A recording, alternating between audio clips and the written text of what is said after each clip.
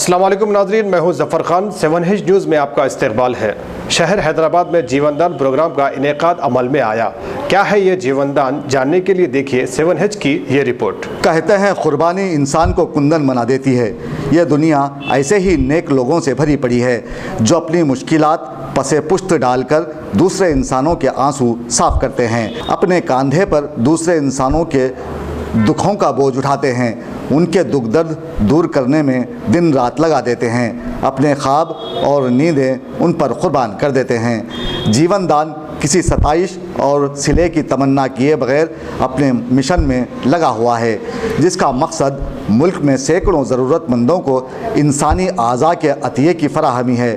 اب تک اس فاؤنڈیشن کو 5000 سے زائد افراد نے اپنے اعضاء کا عطیہ دینے کا وعدہ کیا ہے۔ واضح ہو کہ اعضاء کی ناکامی اور عدم سربراہی کے سبب ہندوستان میں ہر سال زائد از 2.5 لاکھ افراد ہلاک ہو جاتے ہیں، جبکہ ہر سال 5 لاکھ افراد کو اعضاء کی ضرورت پیش آتی ہے۔ ایسے میں جیون دان نے عوام کے درمیان ایک روشنی کی کرن پھیلا دی ہے، اور ایسے افراد جنہیں اعضاء کی ضرورت ہے وہ فاؤنڈیشن سے ربط پیدا کر سکتے ہیں۔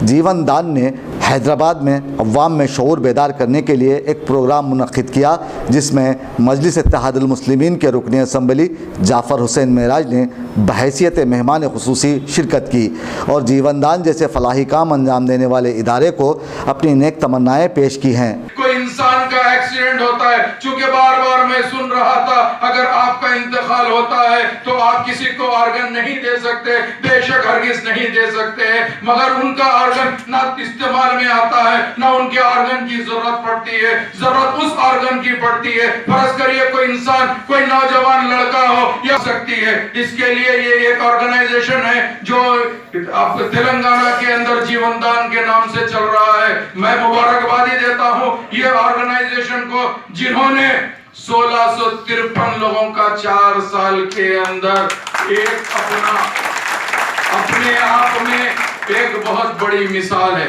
1653 یعنی 1653 لوگوں کی اللہ نے جان بچائی ہے ان لوگوں کے ذریعے۔ چونکہ اللہ کسی کو دنیا میں رکھنا چاہتا ہے تو اس کو ذریعہ بنا دیتا ہے، اسی طرح آج یہاں پر آپ کا ہمارا ملنا اور ہمارے مفتیوں سے سننے کا مطلب یہ ہے، کبھی کوئی ایسی حالات آتی ہے تو میں یہ نہیں کہوں گا کہ آپ اپنا خود فیصلہ کریے، مگر آپ ایک مرتبہ سوچئے، اپنے مفتیوں سے علماءوں سے مشورہ کریے، اگر کسی کی جان بچ سکتی ہے تو بے شک آپ جو بھی مذہبی حساب سے ہو سکتا ہے اس کو برابر آگے بڑھ کے آپ کو کرنا ضروری ہے۔ میں یہی خواہش کرتا ہوں اور میں یہ امید کرتا ہوں کہ یہ جو ٹیم آئی ہے انشاءاللہ تعالی آپ کو اللہ ضرور برکت دے گا، چونکہ آپ جس کاز کے لیے آئے